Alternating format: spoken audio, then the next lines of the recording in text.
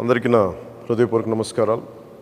జనసేన మద్దతుదారులకి, జనసేన వీర మహిళలకి, జన సైనికులకి, ఆంధ్రప్రదేశ్ ప్రజలకి, ప్రతి వర్గాలకి అందరికీ పేరు పేరున నా హృదయపూర్వక నమస్కారం.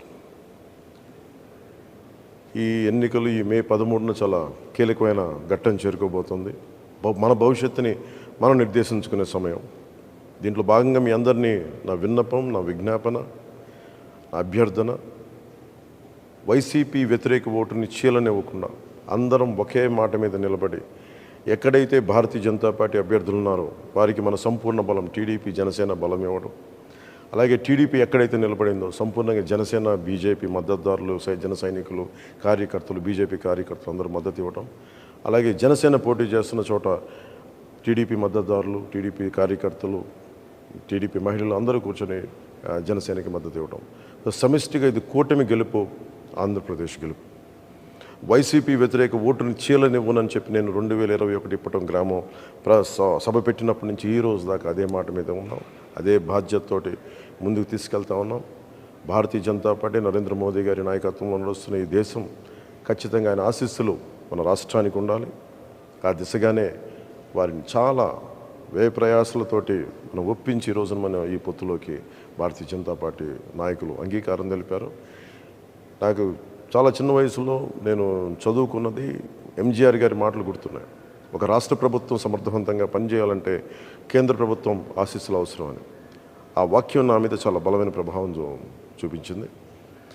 ఎందుకంటే మన కేంద్ర ప్రభుత్వం లేకుండా ఈ ఫెడరల్ స్ట్రక్చర్లో కేంద్ర ప్రభుత్వం సహాయ సహకారాలు లేకుండా ముందుకు నడవటం చాలా చాలా కష్టం. వీటన్నింటినీ దృష్టిలో పెట్టుకొని ముఖ్యంగా 6 అంశాల మీద మనం ముందుకెళ్తున్నాం.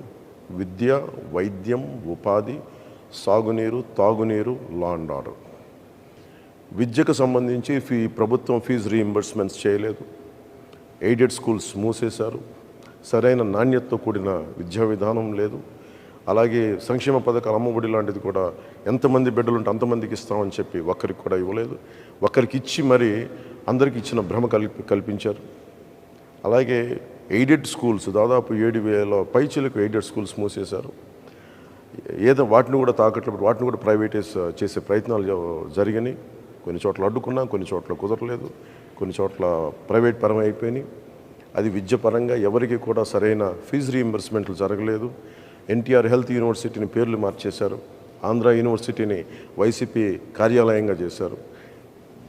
విశ్వవిద్యాలయాల్లో కూడా వైసీపీ ప్రభుత్వం తాలూకు పోకడ, దాని జోక్యం నిజంగా విశ్వవిద్యాలయాల తాలూకు ఔన్నత్యాన్ని, ఉన్నతిని మంటగలిపింది. ఇవన్నీ మార్చుకోవడం, భవిష్యత్తులో నాణ్యమైన విద్య, విశ్వవిద్యాలయాల తాలూకు దాని తాలూకు సమగ్రత కాపాడుకునేలాగా ఉంటాము. అలాగే మనకి వైద్యానికి సంబంధించి మనం ప్రతి కుటుంబానికి 25 లక్షల రూపాయలు మనం హెల్త్ ఇన్సూరెన్స్ ఇస్తూ ఉన్నాం కూటమి ప్రభుత్వం తరపు నుంచి. అలాగే primary health care, secondary health care, tertiary health care అన్ని గవర్నమెంట్ హాస్పిటల్స్ని చాలా బలోపేతం చేస్తాం. అది కూటమి ప్రభుత్వం తీసుకున్న నిర్ణయం. అలాగే ముఖ్యంగా ఎక్కడైతే మనకి పొల్యూషన్ ఉందో, కాలుష్యం ఉందో, కాలుష్యం ఆరోగ్యాన్ని ఇబ్బంది పెడుతుందో ఆ కాలుష్య నియంత్రణ మండలి ద్వారా వాటిని సరిచేసే బాధ్యత కూటమి ప్రభుత్వం తీసుకుంటుంది. ఉపాధి మనకి వచ్చి అన్ని మెగా డిఎస్సిని రిలీజ్ చేస్తాం, డిఎస్సి రిలీజ్ చేస్తాం. 18,000 పోస్టులని మనం భర్తీ చేస్తాం. 18,000 పైచిలకు పోస్టులను భర్తీ చేస్తాం. పోలీస్ కానిస్టేబుల్స్, ఎస్ఐల పోస్టులు భర్తీ చేస్తాం. నిరుద్యోగాన్ని రక్కసిని పారదోలుతామని చెప్పి మనకి ప్రభుత్వంలోకి వచ్చిన వ్యక్తి కనీసం పట్టుమని 10 ఉద్యోగాలు కూడా ఇవ్వలేదు. కేవలం సంక్షేమం, తను అనుకున్న సంక్షేమం కూడా పూర్తి స్థాయిలో కాకుండా అరాకొర సంక్షేమంతో దాన్ని ఎక్కువ అడ్వర్టైజ్మెంట్స్ తోటి ముందుకు తీసుకెళ్ళి సంక్షేమాన్ని కూడా సంపూర్ణంగా చేయలేకపోయిన ప్రభుత్వం, ఉపాధి ఇవ్వలేకపోయిన ప్రభుత్వం, మనకి జాబ్ క్యాలెండర్ రిలీజ్ చేయలేని ప్రభుత్వం. ఇది మారాలి అంటే ఖచ్చితంగా మన కూటమి ప్రభుత్వం రావాలి. వచ్చిన వెంటనే ముందుగానే మన మెగా డిఎస్సిని మనం దాని మీదే ఉంటుంది, ముందుకు తీసుకెళ్తాం రాగానే. అలాగే సిపిఎస్ కాంట్రిబ్యూటరీ పెన్షన్ స్కీమ్కి సంబంధించి మాట ఇచ్చి మరి వెనక్కి వెళ్ళిపోయాడు. వారం రోజుల్లో సంతకం పెడతానని చెప్పిన వ్యక్తి ఈ రోజున దాన్ని వదిలేశాడు, గాల్లోకి వదిలేశాడు. అలాగే టీచర్ల భవిష్యత్తుని కూర్చోబెట్టి మద్యపానాల మనకి స్కూల్స్లో పాఠాలు చెప్పి టీచర్లను తీసుకెళ్ళి మనకి యారక్ షాపుల దగ్గర, సారాయి షాపుల దగ్గర క్యూల్లో సరిచేసే బాధ్యతలు అప్పచెప్పాడు. ఇది వారిని మన గురు బ్రహ్మ, గురు విష్ణు, గురు దేవ మహేశ్వర అని చెప్పి మనం గురువుని ప్రార్థించుకునే పరిస్థితుల్లో తీసుకొచ్చి మద్యం షాపుల దగ్గర పనిచేసే విధంగా ఈ ప్రభుత్వం గురువులను అవమానం చేసింది, టీచర్స్ని అవమానం చేసింది, ఉద్యోగులకి సిపిఎస్ ఇవ్వలేదు. వీటన్నిటిని దృష్టిలో పెట్టుకొని నేను గురువులకి గౌరవం ఇచ్చేలాగా, వారికి వేతనం సకాలంలో అందేలాగా, అలాగే సిపిఎస్, నేను ఒక మాజీ ప్రభుత్వ ఉద్యోగి కొడుకుగా, నేను ఉమ్మడి ఆంధ్రప్రదేశ్ మాజీ ప్రభుత్వ ఉద్యోగి కొడుకుగా నాకు కష్ట నష్టాలు తెలుసు. ఈ రోజుకి మా అమ్మకి మా నాన్నగారి పెన్షన్ అందుతూ ఉంటుంది. దానికి తాలూకా కష్టం తెలుసు నాకు.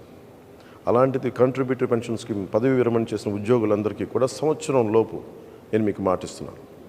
సంవత్సరం లోపు దీనికి పరిష్కారాన్ని కనుక్కొని మీ పదవీ విరమణ మీకు భయపెట్టేది కాదు, మీకు భరోసా ఇచ్చేదిలాగా ఉంటుందని చెప్పి మనస్ఫూర్తిగా నేను మీకు పదవి విరమణ చేయబోతున్న విద్యార్థులు మన ఉద్యోగులందరికీ నేను తెలియజేసుకుంటా ఉన్నాను.